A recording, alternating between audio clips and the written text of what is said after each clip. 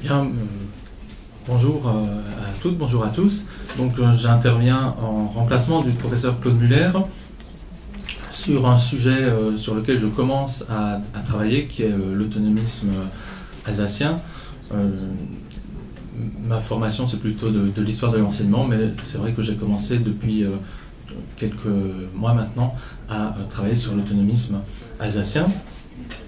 Et ce que je vais vous livrer, c'est une synthèse essentiellement de trois travaux qui ont été rédigés sur Joseph Rosset.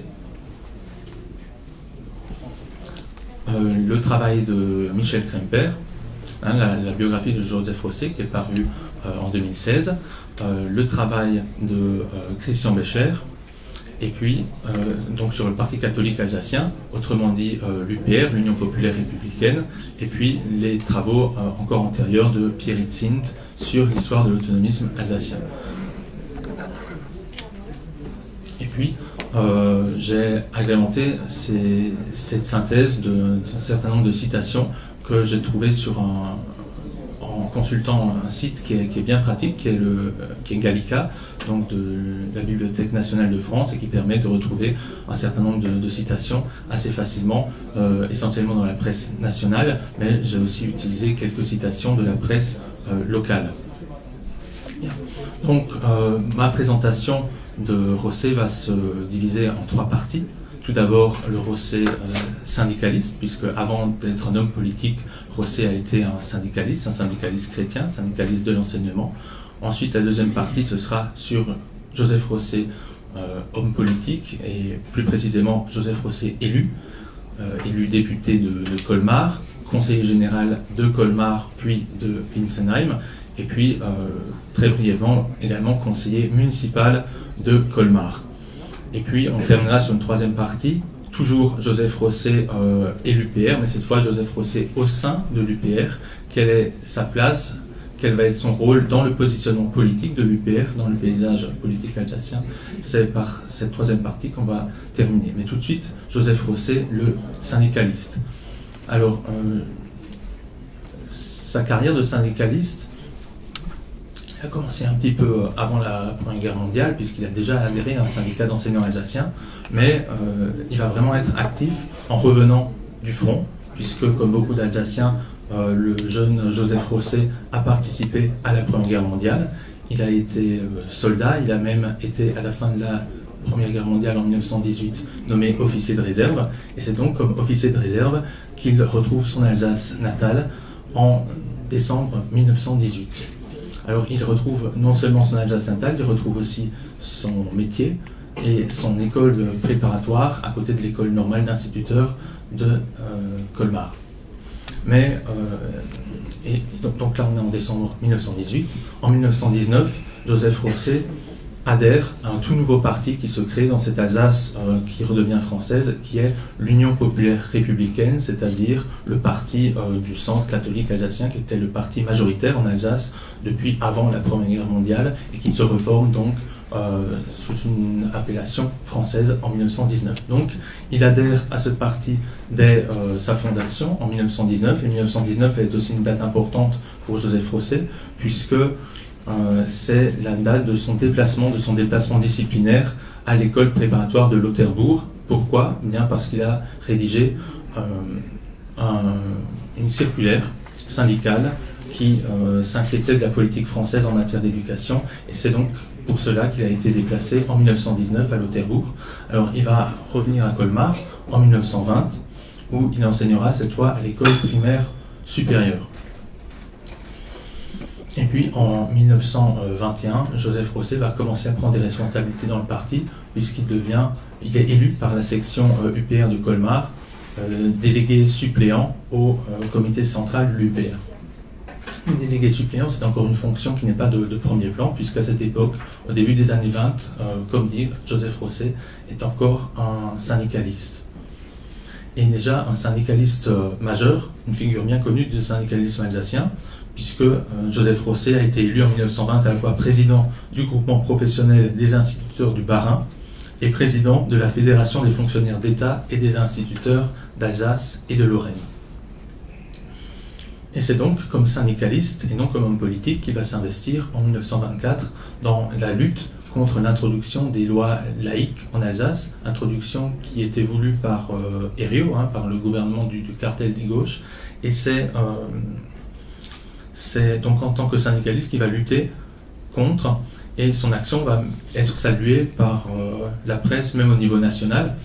Alors par le titre du grand journal royaliste bien connu, l'Action française, qui plus tard n'aura pas de mots assez durs contre Rosset quand il se déclarera clairement autonomiste, mais qui à l'époque des manifestations contre le cartel des gauches en 1924 disait de lui qu'il était, je cite, un homme jeune, intelligent et d'une singulière énergie.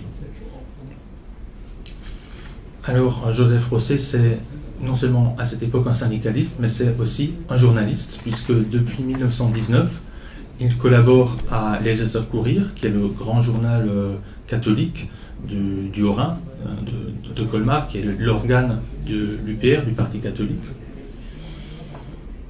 En 1924, il est même accusé dans la presse nationale d'orchestrer des campagnes de presse, en l'occurrence une campagne de presse contre un directeur de l'école normale d'Aubernais, qui était un directeur non-croyant, et donc ce qui contrevenait à la législation scolaire en Alsace, et une lettre anonyme malveillante de l'époque qui est publiée par l'Homme Libre dit « On affirme que la campagne de presse du Courrier et de l'Elsässer est alimentée par un instituteur clérical de notre ville, c'est-à-dire Colmar, nommé Joseph Rosset, et qui est plus souvent dans les bureaux de rédaction de la bonne presse que dans sa classe. » C'est les tout débuts des mentions de Joseph Rosset dans la presse nationale.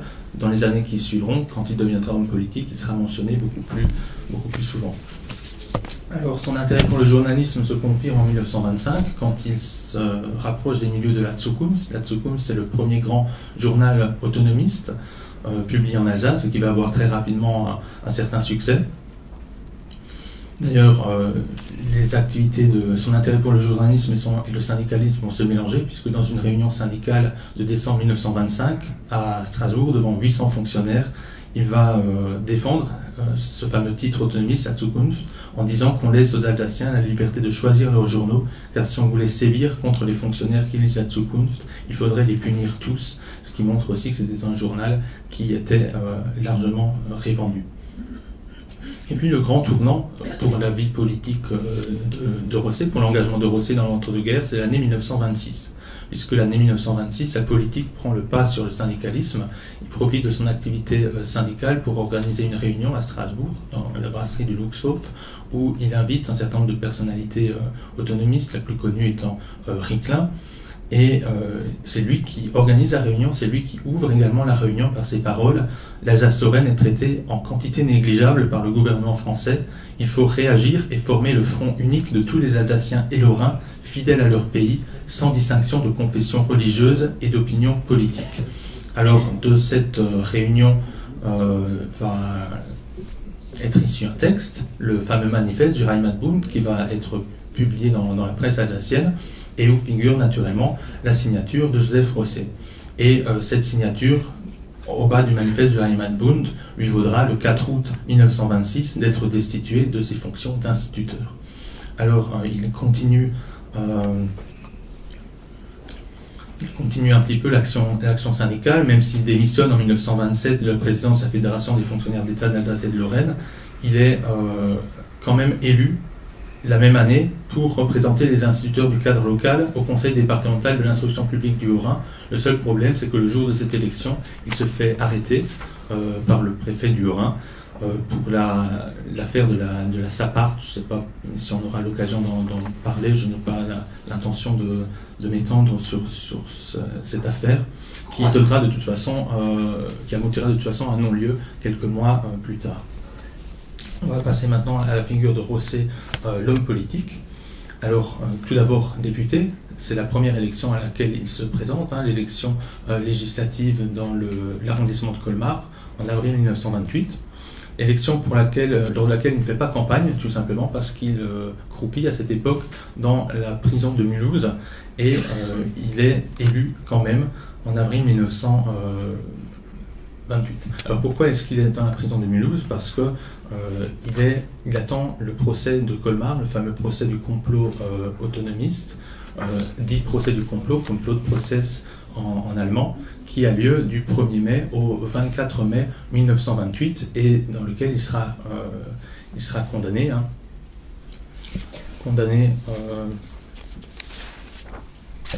À 1 an de prison, à 5 ans d'interdiction de séjour et à la perte de ses droits civiques.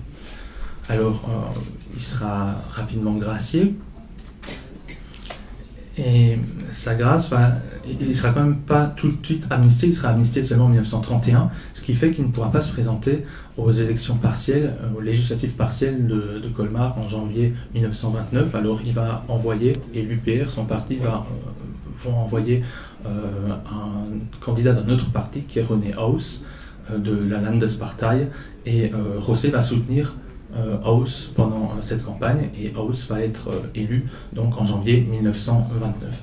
Alors j'ai parlé de l'amnistie tout à l'heure. En 1931, Rosset est amnistié, ça lui permettra de reprendre une vie politique normale.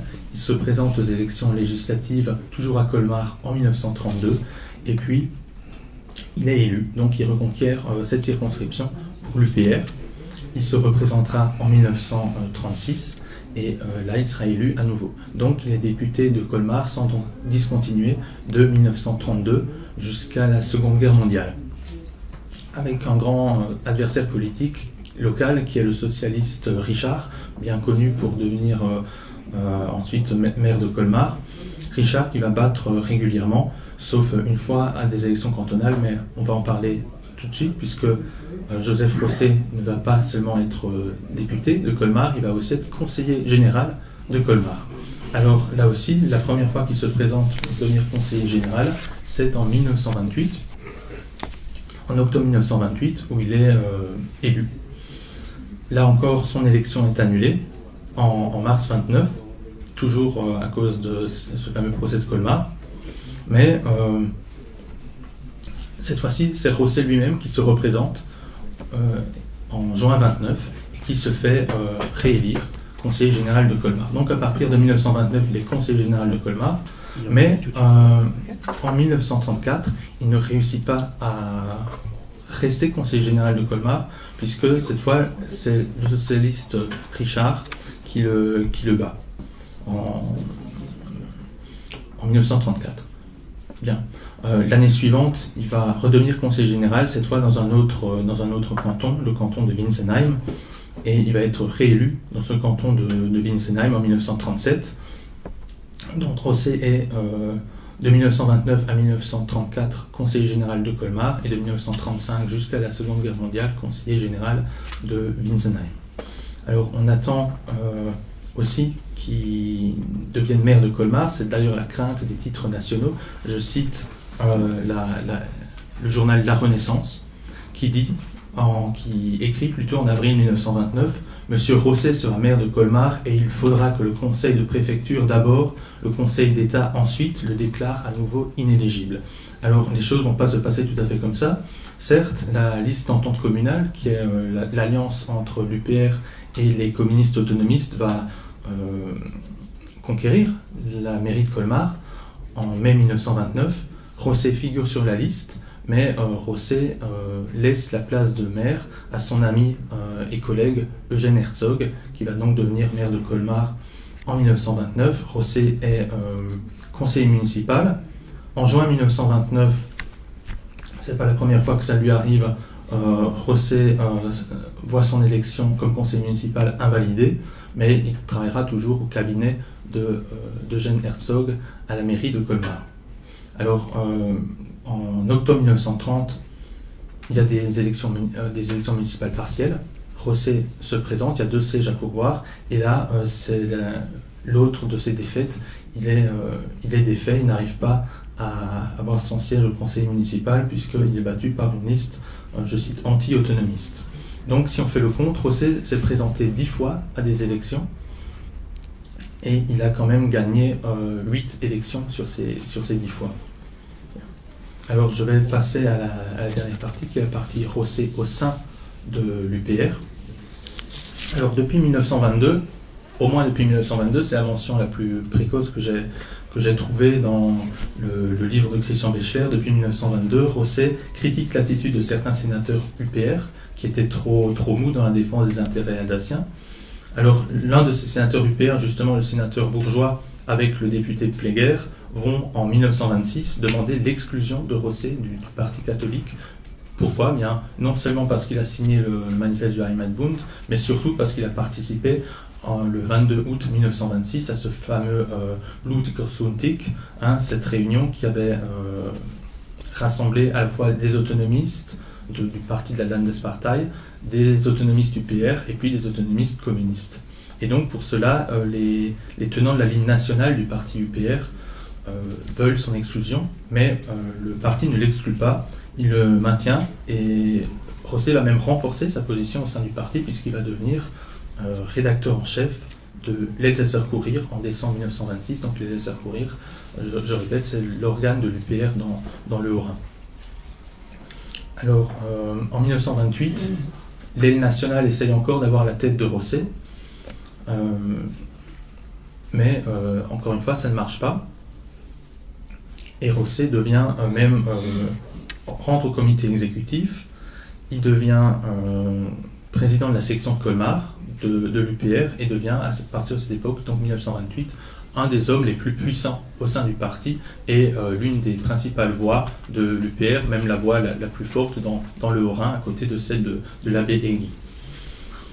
Ensuite, 1928, les élections cantonales se font dans la plus grande confusion. Rosset soutient d'ailleurs dans le canton, Rosset se présente à Colmar, mais il soutient aussi différents candidats dans d'autres cantons. Et dans le canton de Brumath, il soutient le candidat de la Landespartei, donc le parti autonomiste de Karl Roos, contre le candidat de l'UPR qui avait été choisi par la section locale de l'UPR. Alors à partir de ce moment-là, c'est l'ultimatum pour les tenants de la tendance nationale. Soit Rosset quitte le parti, soit eux quittent le parti et vont en fonder un autre. Et c'est cette deuxième solution qui va prévaloir, puisque les tenants de l'aile nationale vont quitter l'UPR et fonder en décembre 28 ce fameux parti APNA, qui est le parti catholique, mais de tendance nationale. Alors, je ne sais pas, est-ce que j'ai encore le temps ? Il faudrait penser à finir. Alors, donc, Rosset va continuer à œuvrer, à jouer de son influence, notamment à travers les Elsässer Kurier, pour que sa ligne, qui est celle de la Volksfront, donc union de tous les autonomistes alsaciens, quel que soit leur parti, pour que sa ligne continue de prévaloir, pardon. Et Rosset a aussi une forte influence par les jeunesses UPR qu'il a fondées en 1931, et avec un journal aussi de ces jeunesses UPR qui est le journal Jung Elsass, qui va devenir même un hebdomadaire à partir de 1938. Et puis Rosset va continuer à prendre ses positions contre l'APNA. Finalement, l'APNA va se disloquer d'elle-même. Rosset, qui est donc une grande figure de l'UPR, mais qui est même une grande figure au-delà de l'UPR, puisqu'il va être reconnu à la fois par la Landespartei et par les communistes comme quelqu'un avec qui on peut parler, quelqu'un avec qui on discute d'ailleurs souvent, puisqu'il rencontre souvent à la fois des membres de la Landespartei, que ce soit René Haus, Karl Roos, ou alors de l'autre côté des communistes, puisque à son procès de Colmar, le communiste Murchel, qui était pourtant son adversaire politique, aura des mots très gentils sur lui. Donc Rosset, une grande figure au sein de l'UPR, mais aussi bien au-delà de l'UPR, apprécié dans l'ensemble des cercles autonomistes d'Alsace. Voilà, merci.